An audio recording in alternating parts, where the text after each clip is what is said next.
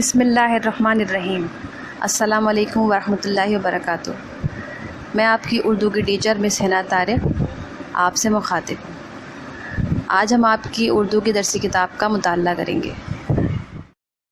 کتاب کا پہلا سبق اخلاق نبوی صلی اللہ علیہ وآلہ وسلم ہے، جس کا آج ہم مطالعہ کریں گے۔ اخلاق نبوی صلی اللہ علیہ وآلہ وسلم کے مصنف مولانا شبلی نعمانی ہیں، اور یہ سبق آپ کی اہم ترین تصانیف میں سے ایک ہے۔ ٹھیک ہے، تو یہ سبق اخلاق نبوی جو ہے وہ آپ کی سب سے اہم تصنیف سیرت النبی سے ماخوذ ہے۔ یعنی آپ نے سیرت النبی پہ ایک کتاب لکھی تھی، اس کا نام سیرت النبی صلی اللہ علیہ وسلم ہے اس کتاب کا، اور اس کتاب سے یہ سبق لیا گیا ہے۔ ٹھیک ہے، ماخوذ کا مطلب یہ ہوتا ہے کہ سیرت النبی ایک کتاب تھی، اس سے یہ سبق لیا گیا ہے۔ اچھا، سبق کا جب مطالعہ کریں گے تو اس سے قبل ہم سبق کے مصنف کا تعارف حاصل کرنا بہت ضروری ہے۔ ٹھیک ہے، مطلب جو چیپٹر یہ اخلاق نبوی مولانا شبلی نعمانی نے جو لکھا ہے، تو ان کے بارے میں ہمیں کچھ معلومات ہونی چاہیے۔ ٹھیک، تو آپ یہ سوچیں گے کہ مصنف کا تعارف کیوں حاصل کرنا ضروری ہے۔ ٹھیک ہے نا، آپ کے ذہن میں یقیناً یہ سوال آئے گا کہ ہم چیپٹر پڑھ رہے ہیں، اس سے پہلے ہم چیپٹر ریڈ کرتے تھے یا چیپٹر ہم پڑھتے تھے اردو کے، تو اس سے پہلے تو ہم مصنف کا تعارف حاصل نہیں کرتے تھے، تو اب ہم مصنف کا تعارف حاصل کیوں کریں گے؟ تو اس کا جواب یہ ہے کہ مصنف کا تعارف ہم اس لیے حاصل کریں گے کہ ہمارے اردو کے امتحانی پرچے میں ایک سوال آتا ہے جس میں تعارف مصنف یا تعارف شاعر، ٹھیک ہے، تو اس کے بارے میں ہمیں تقریباً ایک پیراگراف لکھنا ہوتا ہے۔ تو اس لیے ہم اس اردو کی درسی کتاب میں جتنے بھی مصنفین کے اسباق کا مطالعہ کریں گے، جتنے بھی شعراء کا کلام ہم پڑھیں گے، جتنی بھی غزلیات ہم پڑھیں گے، تو ان کے تمام شعراء اور اسباق کے جتنے بھی مصنفین ہیں، ٹھیک ہے، تو ان کا تعارف ہمیں پتہ ہونا چاہیے۔ ہمیں پتہ ہونا چاہیے کہ ان کی زندگی کے بارے میں اور انہوں نے کیا کیا کارنامے انجام دیے، ان کے بارے میں، ان کے کلام شعراء ہیں تو ان کے کلام کی کیا خاصیت تھی۔ ٹھیک ہے، تو ہمیں یہ سب پتہ ہونا چاہیے، اس لیے کہ ایگزام میں ایک کوشچن آتا ہے، اس کا آنسر ہمیں دینا ہوگا، تعارف مصنف کے بارے میں بتائیے یا تعارف شاعر کے بارے میں بتائیے کچھ۔ ٹھیک ہے نا، تو اس لیے ہم سبق کے مصنف کے بارے میں ہمیں پہلے سے پتہ ہونا ضروری ہے۔ ٹھیک ہے، تو یہ سبق ہے اخلاق نبوی، تو اس کے مصنف ہے مولانا شبلی نعمانی۔ ٹھیک، تو سب سے پہلے ہم مولانا شبلی نعمانی کا تعارف حاصل کرتے ہیں۔ مولانا شبلی نعمانی 1857 میں اعظم گڑھ ہندوستان میں پیدا ہوئے۔ ٹھیک، 1857 میں اعظم گڑھ، یہ ہندوستان کا ایک ضلع ہے، وہاں پیدا ہوئے آپ کے والد کا نام حبیب اللہ تھا، جو کہ اعظم گڑھ میں ایک وکیل تھے۔ شبلی نے اپنی ابتدائی تعلیم اعظم گڑھ سے ہی حاصل کی، پھر اس کے بعد آپ علی گڑھ چلے گئے۔ ٹھیک ہے، علی گڑھ میں آپ کی ملاقات سر سید احمد خان سے ہوئی۔ سر سید احمد خان نے آپ کی قابلیت کو دیکھا، آپ کو مطلب آپ کی لیاقت اور قابلیت سے وہ متاثر ہوئے، تو سر سید نے علی گڑھ میں آپ کو، علی گڑھ کا جو کالج تھا وہاں آپ کو عربی کا ایک استاد مقرر کیا۔ یہیں سے آپ کی تصنیفی زندگی کا آغاز ہوا۔ پھر اس کے بعد آپ نے مصر، ترکی، روم اور شام کے سفر کیے، اور وہاں کی لائبریریز یعنی کتب خانوں سے استفادہ حاصل کیا، اس سے فائدہ حاصل کیا، وہاں کی کتابیں آپ نے پڑھیں۔ تو ترکی کے سلطان نے آپ کو تمغہ مجیدی عطا کیا۔ ٹھیک، تو پھر شبلی نعمانی کی تحریر کے بارے میں کچھ پتہ ہونا چاہیے ہمیں کہ شبلی نعمانی کی تحریر کی کیا کیا خاص بات تھی۔ تو شبلی نعمانی کی تحریر میں سادگی ہے، بے ساختہ پن ہے، اور ایک رنگینی رعنائی اور حسن و زیبائش موجود ہے۔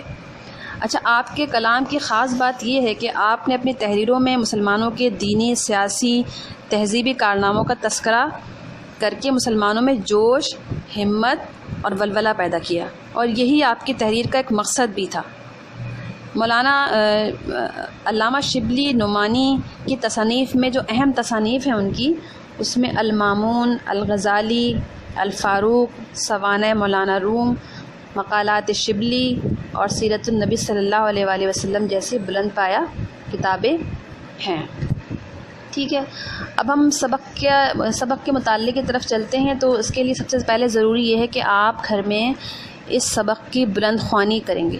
ٹھیک ہے، سبق کی بلند خوانی کریں گے۔ سبق شروع ہوتا ہے صفحہ نمبر 10 سے۔ ٹھیک.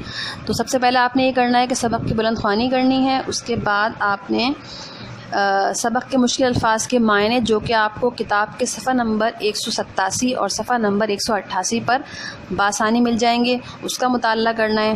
ٹھیک ہے. پھر اس کے بعد میرا لیکچر جب آپ لوگ سن رہے ہوں تو آپ لوگ بک اپنے سامنے رکھیے گا، ٹھیک، تاکہ آپ کو سمجھنے میں بہت آسانی ہو.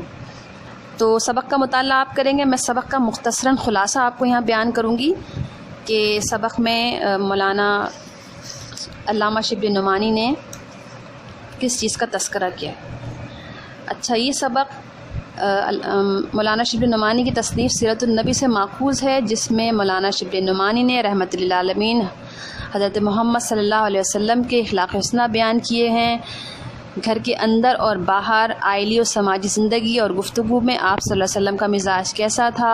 آپ صلی اللہ علیہ وسلم نہ کسی کو برا کہتے، نہ کسی کی عیب جوئی کرتے، نہ کسی سے انتقام لیتے. گھر میں ہنستے مسکراتے رہتے، ٹھہر ٹھہر کر بات کرتے، نرم خو تھے، مہربان تھے، مطلب کی بات کرتے، کسی کی ٹو میں نہیں رہتے، فیاض اور راست گو تھے، کسی کھانے کو برا نہیں کہتے، سلام میں پہل کرتے تھے. اچھا، اس سبق کی ابتدا میں جب ہم دیکھتے ہیں تو حضرت خدیجہ رضی اللہ تعالیٰ عنہ کا تذکرہ کیا ہے. وہ تذکرہ کس طرح کیا ہے؟ مصنف نے یہ بتایا ہے کہ حضرت خدیجہ الکبریٰ رضی اللہ تعالیٰ عنہ آپ صلی اللہ علیہ وآلہ وسلم کی زوجیت میں 25 برس رہیں. ایک بار آپ صلی اللہ علیہ وسلم کو تسلی دیتے ہوئے فرماتی ہیں کہ آپ صلی اللہ علیہ وسلم صلہ رحمی کرتے، مقروضوں کا بوجھ اٹھاتے ہیں، غریبوں اور مصیبت زدہ لوگوں کی مدد کرتے ہیں. حضرت عائشہ رضی اللہ تعالیٰ عنہ نے بھی آپ صلی اللہ علیہ وسلم کے اوصاف تفصیل سے بیان کیے ہیں. وہ فرماتی ہیں کہ آپ صلی اللہ علیہ وسلم کسی کو برا بھلا نہ کہتے، برائی کے بدلے برائی نہ کرتے بلکہ معاف فرما دیتے. آپ صلی اللہ علیہ وسلم اپنے ذاتی معاملات میں کبھی انتقام نہ لیتے، کسی پر ہاتھ نہ اٹھاتے، کسی کی درخواست رد نہ کرتے.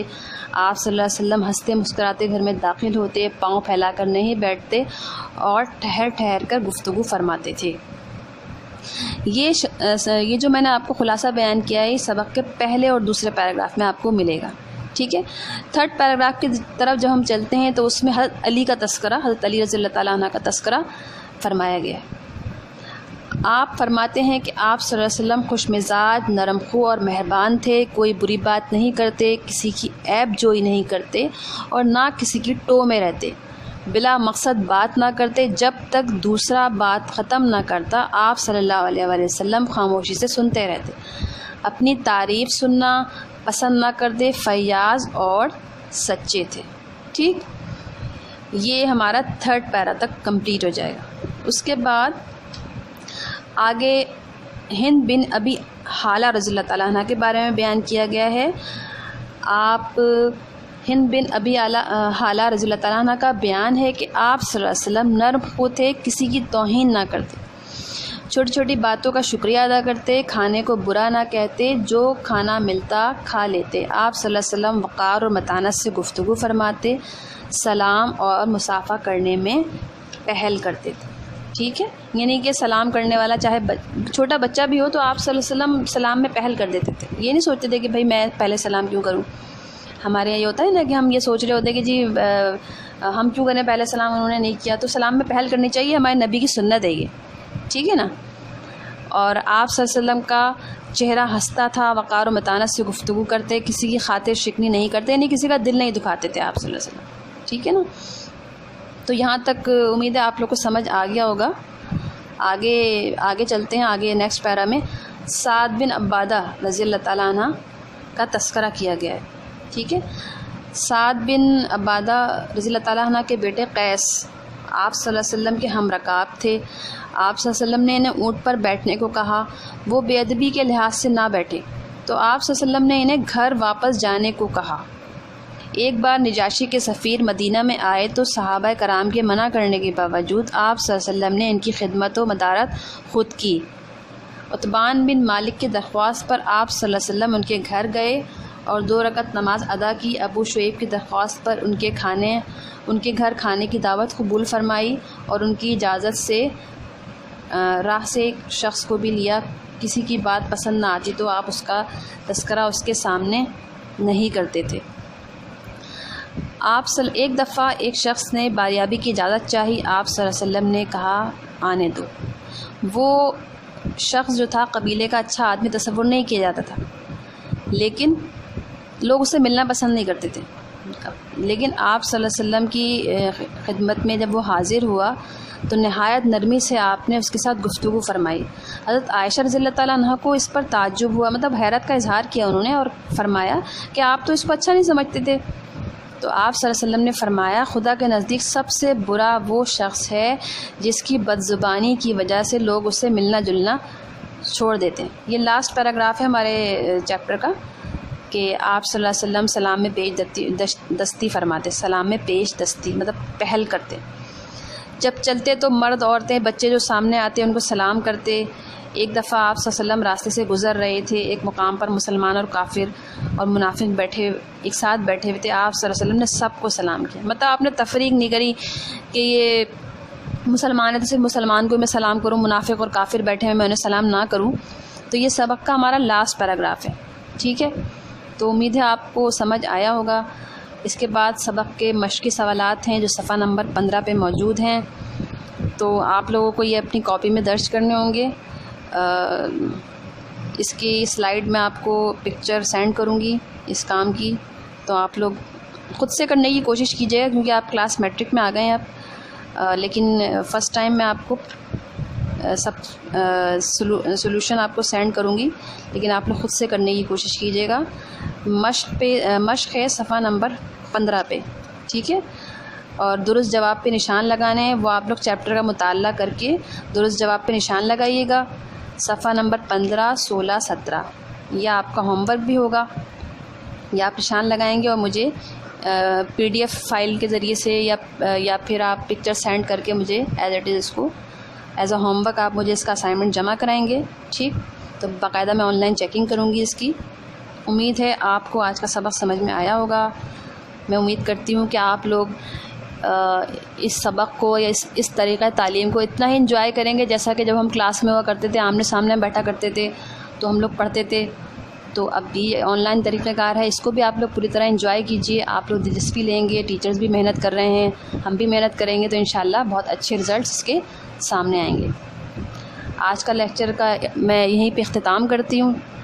نیکسٹ لیکچر میں انشاءاللہ ملاقات ہوگی، اور جب تک کے لیے اللہ حافظ، فی امان اللہ.